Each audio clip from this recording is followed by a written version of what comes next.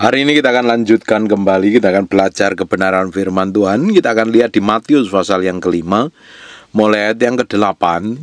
Berbahagialah orang yang suci hatinya, karena mereka akan melihat Allah. Yang suci hatinya. Hati kita akan didapatin suci, hati kita akan didapatin kudus di hadapan Tuhan kalau kita ini bertobat dari semua kejahatan yang kita lakukan, dari semua sikap buruk, dari semua kelakuan yang tidak berkenan di hadapan Tuhan. Kita harus membersihkan hati kita supaya kita ini didapatin berkenan di hadapan Tuhan. Tidak mungkin kalau rumah itu yang kelihatannya bagus di luaran, tapi di dalamnya ternyata berantakan, banyak sampah.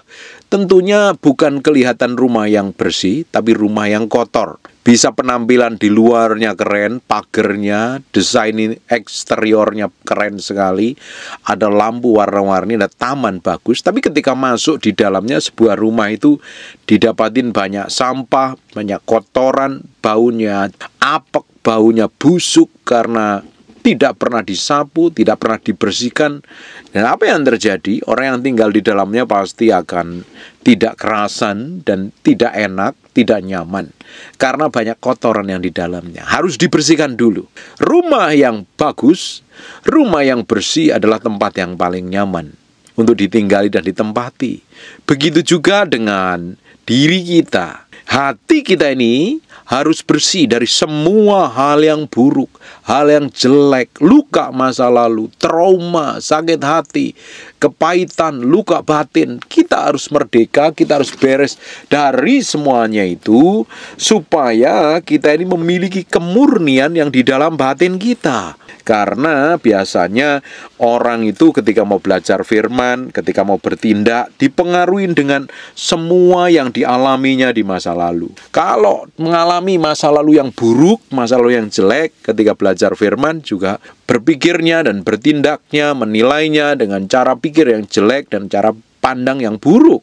Kalau kita ini masih dipengaruhi oleh luka masa lalu, oleh trauma masa lalu, oleh kejadian-kejadian buruk yang pernah dialami di masa lalu, dan masih disimpan begitu rupa, jadi trauma, beberapa orang sampai kepahitan karena perlakuan buruk orang lain, jadi minder, jadi putus asa, dan lain sebagainya.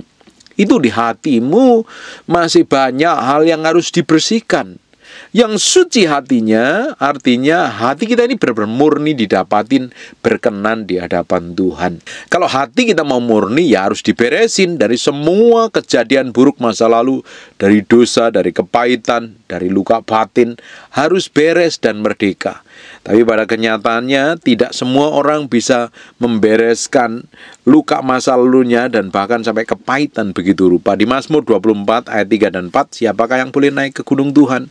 Siapakah yang boleh berdiri di tempatnya yang kudus? Orang yang bersih tangannya dan murni hatinya, yang tidak menyerahkan dirinya kepada penipuan, yang tidak bersumpah palsu. Di Matius pasal yang ke-5 ayat yang 8-nya, berbahagialah orang yang suci hatinya, karena mereka akan melihat Allah. Suatu hari tinggal bersama Tuhan. Kalau hatimu buruk, hatimu busuk, hatimu jelek, hari ini bertobat dan berubah. Lihat masa depanmu bersama Tuhan. Lihat kehidupanmu bersama Tuhan. Karena Tuhan pingin kita menikmatin semua yang Tuhan janjikan. Kalau kita memiliki kesucian hati kita, Tuhan pasti janjikan kita akan melihat Tuhan, tinggal bersama Tuhan. Hanya orang yang suci hatinya. Hari ini firman yang menyucikan, pengajaran khotbah ini yang memurnikan kita dari semua kejahatan, dari semua hal yang tidak berkenan di hadapan Tuhan. Kita harus berkaca, harus bercermin. Kalau tidak sejalan dengan firman, ya bertobat dan berubah. Coba perhatikan, ada orang-orang yang kelakuannya buruk, ada orang-orang yang kelakuannya jelek, ada orang yang kelakuannya busuk sekali, selalu bikin trouble, selalu ribut, selalu punya masalah dengan orang di sekitarnya. Kenapa kok mereka memperlakukan orang di sekitarnya buruk dan sikapnya sendiri dia juga jelek, tidak berkenan? Karena yang di dalam hatinya memang busuk dan jelek.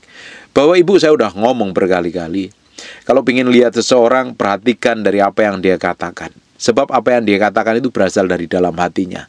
Kalau perkataannya buruk. Nah, saya perhatikan ada beberapa orang yang komentarnya jelek, terus nyerang orang lain, menghakimi orang lain. Nah, orang-orang kayak begini ini sampah ini. Ini orang-orang ini mencemari. Ini seperti racun yang seperti ragi yang akan menghamiri banyak orang lain, meracunin orang lain. Singkirin kalau perlu, diblokir orang-orang model kayak begini.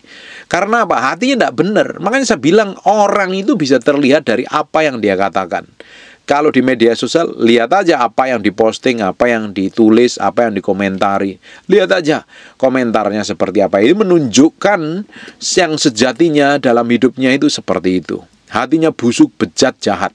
Hatinya tidak berkenan di hadapan Tuhan. Orang-orang model kayak begini ya harusnya sadar diri, bertobat. Kalau Bapak Ibu udah bergereja bertahun-tahun, sudah ikut ibadah, sudah ikut pelayanan, tapi hidupmu tidak ada perubahan, kelakuanmu tetap buruk, tukang ribut, tukang berantem, jelek sikapmu, jelek perangaimu, bertobat dan berubah, sadar diri. Kalau tidak, hidupmu akan jadi trouble bagi banyak orang. Hidupmu akan bikin masalah kemana-mana. Hidupmu gak akan jadi berkat, bahkan akan jadi batu sandungan. Belajar memberi diri dan mendedikasikan diri sepenuhnya di hadapan Tuhan. Untuk belajar diubahkan hari demi hari, semakin menjadi serupa, segambar dengan Tuhan. Bapak Ibu, belajar bercermin, dengerin khotbah itu bukan untuk ngenakkan telinga, tapi belajar melihat sampai kedalaman batin. Kalau nggak sesuai dengan firman, ya bertobat, berubah. Jangan selalu merasa benar sendiri. Lihat sampai kedalaman batinmu. Nanti akan diuji lewat kejadian, diuji lewat pengalaman hidup. Sebenarnya kita ini sesuai dengan firman apa tidak. Nanti reaksi kita akan menunjukkan sebenarnya kita ini siapa, sejalan dengan firman apa tidak, hidup dalam kebenaran apa tidak. Berbahagialah orang suci hatinya, karena mereka akan melihat Allah. Perhatikan ayat selanjutnya. Berbahagialah orang yang membawa damai, karena mereka akan disebut anak-anak Allah. Membawa damai, jadi berkat ditempatkan dimanapun. Di kantor jadi berkat, buat orang yang kenal Tuhan maupun orang sesama anak-anak Tuhan. Jadi berkat, bukan jadi batu sandungan. Di gereja jadi berkat, bukan bikin keributan. Di rumah tangga jadi berkat buat orang tua, buat anak, cucu, mantu, besan. Semuanya jadi berkat, diberkatin karena sikap dan tindakan kita. Karena apa? Kita hidupin firman. Karena kita memiliki kesucian dan kemurnian hati. Dimanapun kita berada, kalau hati kita ini sudah diubahkan, otomatis yang kita lakukan hanya ingin nyenengin hati Tuhan. Kalau Bapak Ibu, yang Bapak Ibu lakukan hanya fokusnya pada dirimu sendiri, engkau menjadi orang yang egois. Berbahagialah orang yang membawa damai, karena mereka akan disebut anak-anak Allah. Berbahagialah orang yang dianiaya oleh sebab kebenaran. Kalau Bapak Ibu sudah hidup dalam kebenaran, sudah hidup takut akan Tuhan, tapi sering dipersalahkan, sering diperlakukan buruk, difitnah, dituduh, ini itu makanan saya bertahun-tahun, saya udah berusaha lakukan yang terbaik, tetap aja difitnah, dituduh, diperlakukan buruk, nabok, nyilit tangan, saya dihajar lewat tangannya orang lain, diperlakukan tidak sewajarnya. Wah, sudah semuanya udah ngalami. Dan itu ternyata diizinkan Tuhan membentuk hati saya ini semakin hari semakin memiliki kasih. Dan ternyata kita harus bisa melepaskan pengampunan. Berbahagialah orang yang dianiaya oleh sebab kebenaran. Loh, dianiaya suruh berbahagia ini bagaimana ini? Pada kenyataannya kalau ada orang menganiaya kita, mengatain kita hal yang buruk, mengatain kita hal yang jelek, kita sering bereaksi salah kok.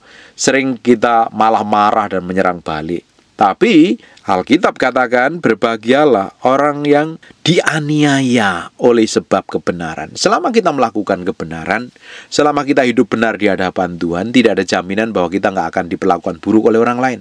Selalu ada orang di sekitar kita, ada orang-orang jahat, orang-orang yang perangainya jelek. Oh, kita ngomong firman aja kadang dikata-katain yang menyakitkan. Yesus sendiri rela mati di kayu salib sampai hari ini jadi perlakuan buruk oleh orang-orang yang tidak kenal Tuhan kok. Yesus dapat perlakuan buruk bahkan disalib oleh orang-orang Yahudi, Bapak Ibu. Kenapa? Karena di dalam hati manusia ini tidak semuanya baik, tidak semuanya berkenan. Makanya ada orang-orang yang kelakuannya jelek dan buruk. Ada orang-orang yang kelakuannya selalu nyakitin hati kita. Sikap kita harus benar saja di hadapan Tuhan. Kalau Yesus, Paulus, semua tokoh-tokoh di Alkitab pernah mendapatkan perlakuan yang tidak enak, tetapi apa yang dilakukannya? tetap belajar melepaskan pengampunan. Jangan sampai simpen sakit hati. Jangan jengkel, jangan marah, jangan dendam. Belajar melepaskan pengampunan. Belajar hidup benaran, hidup takut akan Tuhan. Mendedikasikan diri kita sepenuhnya di hadapan Tuhan. Belajar menaruh hati, memberi hidup di hadapan Tuhan. Dan saya berdoa apa yang kita pelajarin hari ini benar-benar mengubahkan yang di dalam diri kita loh. Bapak Ibu, kalau Bapak Ibu diperlakukan buruk oleh siapapun, belajar diam, tidak usah bereaksi. Izinkan Tuhan yang bekerja. Berbahagialah orang yang membawa damai, karena mereka akan disebut anak-anak Allah. Berbahagialah orang yang dianiaya oleh sebab kebenaran, karena mereka mempunyai kerajaan surga. Justru kalau kita melakukan kebenaran dianiaya, enjoy aja. Tuhan janjikan loh, selama kita bersikap benar, kita berespon benar, tenang aja, Tuhan yang muncul dalam kedahsyatannya kok. Tuhan akan membela kita kok. Tuhan yang akan beracara dalam kehidupan kita. Perhatikan lagi ini. Berbahagialah kamu jika kamu dicela. Bayangin, dicela dan dianiaya. Tadi dianiaya karena melakukan kebenaran, sekarang dicela dan dianiaya. Makanya kita ini harus memiliki pengertian akan kebenaran firman Tuhan. Sehingga apapun yang kita lakukan, apapun yang kita perbuat, itu sejalan dengan firman. Kalau yang kita lakukan sejalan dengan firman, sekalipun itu tidak enak, sekalipun itu tidak nyaman, sekalipun itu benar-benar rasanya nggak mampu, tetap jalan sama Tuhan. Ketika kita jalan sama Tuhan, kita hidup benar di hadapan Tuhan, apa yang terjadi? Kita akan terus diubahkan. Semakin hari, semakin berjalan sesuai dengan ketepatan ilahi. Hidup kita jadi berkat bagi banyak orang dan nama Tuhan dipermuliakan. Tindakan kita harus tepat. Tindakan kita harus berkenan di hadapan Tuhan. Dan saya berdoa, semakin hari semakin kita ngerti firman, semakin hari semakin kita ngerti kebenaran, semakin kita bersikap tepat seperti yang Tuhan mau, bersikap tepat seperti yang Tuhan inginkan dalam segala situasi dan kondisi. Ketika kita dianiaya, ketika kita difitnah, kita nggak membalas fitnahan, justru kita memberkatin. Karena Yesus ngajarin, kalau ada orang yang berbuat jahat kepadamu, kita harus membimbing orang itu melakukan kebenaran dengan roh lemah lembut. Dan kita mendoakan dia. Jangan sampai simpen sakit hati, jangan sampai simpen dendam. Justru kita hidup benar di hadapan Tuhan. Kalau kita udah dicela melakukan kebenaran, nggak usah pusing. Saya paling sering dicela oleh netizen kok. Diperlakukan buruk, seringkali dianiaya, secara verbal seringkali. Nggak usah pusing kalau ada orang fitnah kita dengan segala yang jahat. Justru kita harus bersuka cita dan bergembira. Kenapa? Di ayat yang ke-12-nya, karena upahmu besar di surga, sebab demikian juga telah dianiaya nabi-nabi yang sebelum kamu. Para nabi yang benar-benar realitas kuasanya Tuhan nyata dalam hidupnya, otoritas Tuhan begitu powerful aja ngalami aniaya, apalagi kita hari ini. Hidup di akhir zaman ini banyak orang yang kelakuannya buruk, orang yang sikapnya jelek kok. Dan pasti kita ketika ketemu orang-orang seperti itu, jangan pernah berharap mereka bersikap baik kepada kita. Toh kalau dia nggak bersikap baik, enjoy aja, nggak usah pusing. Jalan terus aja sama Tuhan, hidup benar di hadapan Tuhan, takut akan Tuhan. Itu akan membuat hidup kita ini semakin didapatin berkenan di hadapannya. Jalan terus dalam sikap tindakan kita sejalan dengan firman. Apapun yang terjadi, sekalipun mungkin pasanganmu menganiaya kamu, orang di sekitarmu melukai, memfitnah, menuduh, tenang, nggak usah pusing. Bahagia, rileks, dan enjoy. Ketika ada orang-orang yang menyakitin, nggak usah balas. Justru kita belajar melakukan hal yang sebaiknya, mendoakan, memberkati. Kenapa kok kita ini harus memberkati orang yang menyakitin kita? Kenapa kok kita harus mendoakan orang yang menganiaya kita, bahkan memfitnah kita? Sebenarnya dengan kita bersikap seperti itu, kita ini sedang disembuhkan dan dipulihkan, diproteksi dan dijagain oleh Tuhan dari namanya sakit hati dan luka batin. Tapi kalau ketika kita diperlakukan buruk dan bersikap yang tidak berkenan di hadapan Tuhan, bahkan kita bersikap konyol, nggak jauh beda dengan orang dunia, apa yang terjadi? Kita yang di dalam ini tambah luka. Ketika ada orang yang menganiaya, ketika ada orang yang memfitnah, ketika ada orang yang melakukan hal yang buruk terhadap hidup kita, bersikap jahat terhadap kita, terhadap hidup kita, dan kita terima itu sebagai luka. Kita terima itu sebagai tekanan. Kita terima itu sebagai benar-benar aniaya, atau perlakuan yang tidak sewajarnya, atau perlakuan yang benar-benar merendahkan kita. Kita terima itu sebagai perlakuannya. Kita simpan di dalam hati, kita tambah terluka. Justru Alkitab katakan ketika ada orang yang menganiaya, ketika ada orang yang memfitnah, ketika ada orang yang berbuat jahat kepada kita, kita disuruh berbahagia. Berbahagia memberi respon yang benar. Tidak mungkin orang yang berbahagia itu akan marah-marah. Orang yang marah tidak mungkin bisa berbahagia juga. Justru orang yang berbahagia akan bisa memberkati orang lain. Tetapi ketika ada orang yang tidak bisa berbahagia, dia akan cenderung marah, dia akan cenderung membalas, dia akan cenderung simpen yang semua perlakuan buruk, sikap jelek itu di dalam hatinya, dan merasa dia yang paling teraniaya, perlu dikasihani, dan dia harus pakai cara apapun untuk membalasnya. Dan ternyata itu tidak berguna sama sekali loh. Memberi diri di hadapan Tuhan, mendedikasikan diri sepenuhnya di hadapan Tuhan, belajar menaklukkan diri sepenuhnya di hadapan Tuhan, akan membuat hidup kita semakin hari semakin didapatin berkenan seperti yang Tuhan mau. Jalan ngikutin apa yang Tuhan mau, jalan di dalam kebenaran, hidup takut akan Tuhan. Prakteknya adalah meresponin segala sesuatu yang terjadi dalam diri kita ini dengan sikap hati yang benar, tanpa marah, tanpa emosi, tanpa pingin membalas kesalahan orang lain, tanpa pingin melakukan kejahatan terhadap orang lain. Memberi diri sepenuhnya di hadapan Tuhan, berjalan dalam ketepatan ilahi. Bapak Ibu, kalau hari ini Bapak Ibu sedang mengalami perlakuan-perlakuan buruk orang lain, pastikan hatimu suci, tidak memiliki keinginan untuk melakukan pembalasan, menyerang balik, menyakitin balik, atau apapun lah namanya. Justru belajar mendedikasikan hatimu sepenuhnya di hadapan Tuhan, memberi dirimu sepenuhnya di hadapan Tuhan. Dan saya percaya apa yang kita mau lakukan, apa yang kita mau kerjakan sesuai dengan ketepatan ilahi, semuanya Tuhan ada perhitungannya. Tuhan akan berikan upah di hadapannya. Kalau para nabi ngalami aniaya, kita pasti ngalami aniaya. Justru nabi ketika ngalami aniaya, para rasul ngalami aniaya, nyawa jadi taruhannya. Hari ini paling emosi kita yang merasa dipermainkan, ego kita, perasaan kita rasanya terluka. Tapi nggak sampai kita dianiaya dan digebukin sampai berdarah-darah seperti Paulus dicambuk 39 kali 3 kali. Tidak pernah ngalami seperti itu kita hari ini. Hanya kita diperlakukan jelek sama orang lain aja sampai nggak bisa tidur. Enjoy, bahagia, doakan, lepaskan pengampunan, serahin sama Tuhan. Tuhan sendiri akan muncul dalam kedahsyatannya, memberi diri sepenuhnya. Bapak Ibu, justru dalam kondisi kita tidak tenang, kondisi kita diperlakukan tidak adil, justru kita dianiaya, difitnah, momen seperti itulah kita harus memilih untuk berbahagia. Ketika kita memilih untuk berbahagia, apa yang terjadi? Kita enjoy, kita bebas dari sakit hati dan kepahitan. Kita nggak simpen dendam, kita makan enak, tidur nyenyak.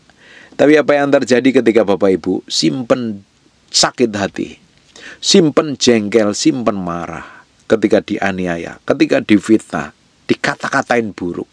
Ada orang yang dikata-katain buruk kami nggak terima loh, sampai sakit hatinya, terlukanya, sampai pingin balas dendam. Bapak Ibu kalau lihat media sosial atau media mainstream, ada orang-orang yang kelihatannya polos mukanya, tapi karena dia simpen dendam, dia melakukan kejahatan yang mengerikan, pakai bisa menghilangkan nyawa orang lain loh. Kenapa? Karena simpen dendam dan simpan sakit hati. Simpen dendam, simpen sakit hati tidak ada gunanya. Makanya hari ini kita harus memilih untuk bahagia. Tapi bahagia itu keputusan hati kita loh. Dalam kondisi apapun kita harus memutuskan untuk bahagia. Dalam kondisi apapun, sejelek apapun, seburuk apapun, kita harus memilih untuk tetap mempermuliakan nama Tuhan. Enjoy, tersenyum lebar. Karena dengan kita bahagia, hatimu bebas dari luka batin dan trauma. Hatimu akan memiliki kerelaan untuk melepaskan pengampunan. Jadi saya berdoa, hari ini banyak orang yang kepahitan, simpen luka, sampai sakit, stres, nggak doyan makan. Ada orang-orang yang simpen sakit hati sampai sakit pinggang lah, banyak penyakit di dalamnya. Malah umurmu pendek. Kalau kamu simpen sakit hati, belajar melepaskan pengampunan. Apakah mudah? Tidak mudah. Minta kekuatan Tuhan. Tuhan akan memberikan dan memampukan kita melepaskan pengampunan kok. Jalan terus sama Tuhan. Hidup benar di hadapan Tuhan. Tuhan akan memberikan kemampuan kita untuk berjalan dari kemuliaan satu pada kemuliaan lain. Tuhan akan memberikan kemampuan kita untuk hidup benar dan hidup takut akan Tuhan kok. Roh Kudus akan membimbing kita. Jalan terus bersama Tuhan. Nikmatin sekalipun ada orang-orang yang gak mengenakan di sekitar hidup kita. Orang-orang yang melukai dan menyakitin. Jalan terus sama Tuhan. Kita pasti akan mendapat pembelaan yang datangnya dari Tuhan sendiri. Tuhan sendiri akan muncul dalam kedahsyatannya. Pasti Tuhan janjikan hidup kita memerintah bersama Kristus untuk selama-lamanya. Nikmatin keputusan kita untuk berbahagia. Itu khotbahnya Yesus pertama kali suruh berbahagia kita. Karena banyak hal yang gak membuat bahagia dalam perjalanan hidup kita. Tapi kita harus memutuskan untuk bahagia. Dalam perjalanan hidup kita selama satu hari saja, kita akan menghadapi banyak hal yang bisa melukai dan menyakitin kita. Tapi kita harus memutuskan untuk bersikap dan bertindak. Memiliki keputusan bahagia loh. Supaya hidup kita semakin berkenan di hadapan Tuhan. Semakin kita menyenangkan hati Tuhan. Dalam segala tindakan, sikap, dan hidup kita mempermuliakan namanya. Bapak Ibu, berjalan bersama Tuhan setiap hari, mendedikasikan hatimu, pikiranmu, perasaanmu, kemauanmu, kehendakmu. Kita akan sama-sama menikmati apa yang Tuhan janjikan dalam hidup kita. Hidup semakin merdeka, hidup semakin enjoy, hidup bebas dari tersinggung dan kepahitan. Hidup melepaskan pengampunan kepada orang-orang yang kelakuannya buruk dan jelek. Hidup kita akan tambah bahagia. Bahagia adalah keputusan hatimu. Dan engkau harus tetap milih bahagia sekalipun kondisimu menyakitkan, kondisimu tidak nyaman, kondisimu tidak baik. Bahkan engkau dipertemukan dengan orang yang tidak baik, engkau tetap memilih untuk bahagia. Karena suatu hari engkau akan melihat semua yang Tuhan janjikan itu digenapi melalui hidup kita. Amin. Tutup matamu, tutup Alkitabmu, kita berdoa. Bapak, terima kasih buat firman-Mu. Kami meteraikan firman dengan darah anak domba Allah.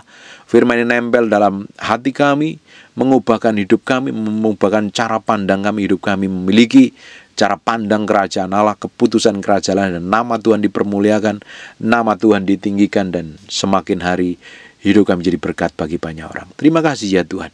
Bagimu segala pujian, hormat, pengagungan buat Raja kami yang maha mulia. Kami mau dedikasikan hidup kami sepenuhnya untuk hormat kemuliaan bagi Raja yang agung. Dalam nama Yesus kami berucap syukur, haleluya, amin, and God bless you. Terima kasih siang hari ini. Terima kasih Tuhan. Terima kasih Tuhan. Kau baik, Kau baik. Lihat sampai kedalaman hati kami Tuhan. Koreksi dengan firman-Mu, bahwa kami menjadi serupa segambar dengan Engkau. Kami hanya ingin menyenangkan hati-Mu, bukan yang lain Tuhan. Dapatin hati kami menyenangkan hati. Siang hari ini Roh Kudus, kami memberi hati kami untuk Engkau, untuk diubah, dijamah, dilawat Tuhan. Enggak ada yang lain yang lebih mulia selain Engkau. Enggak ada yang lain Tuhan. Buat hati kami nempel dengan Kau Tuhan. Pikiran dan perasaan kami menyatu dengan Kau, sehingga kami ngerti apa yang Kau mau dalam hidup kami. Dalam nama Yesus. Haleluya. Amin. We thank you, we praise you, we adore you. We thank you, we praise you, we adore you. Terima kasih siang hari ini. Terima kasih Tuhan. Terima kasih. Terima kasih.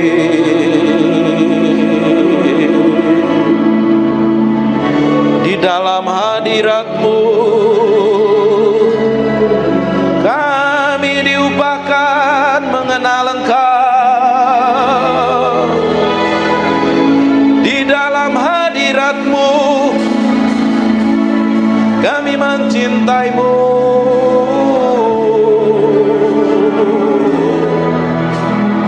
Mencintai-Mu, Roh Kudus. Roh Kudus,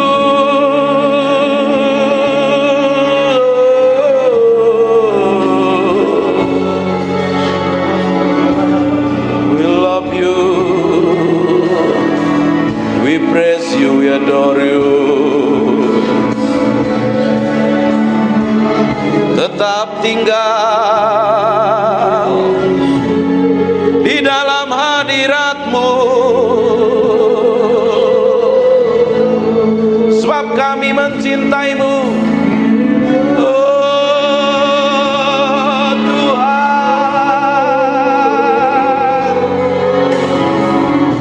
Tuhan, Tuhan.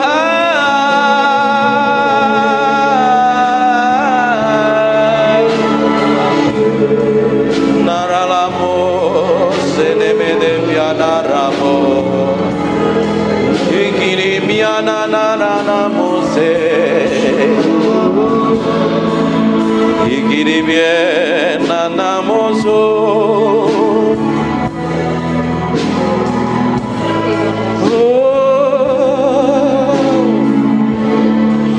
We praise You, we praise You, we praise You.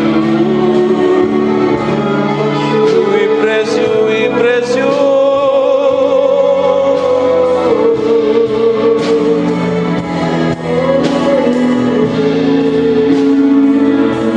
Berlama-lama dalam hadirat-Mu, menikmati kuasa-Mu, Tuhan, Tuhan.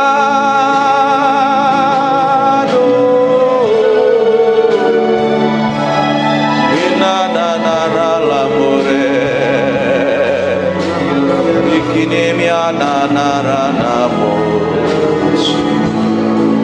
Terima kasih Tuhan. Biar roh hikmat wahyu turun di antara kami, menyingkapkan pribadi-Mu yang ajaib, sehingga kami mengerti kehendak-Mu, berjalan dalam pusat hati-Mu. Oh Tuhan, siang hari ini urapi kami semua tanpa terkecuali.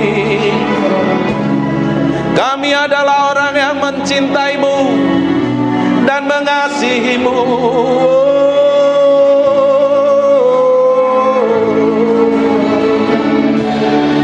Haleluya, haleluya, haleluya.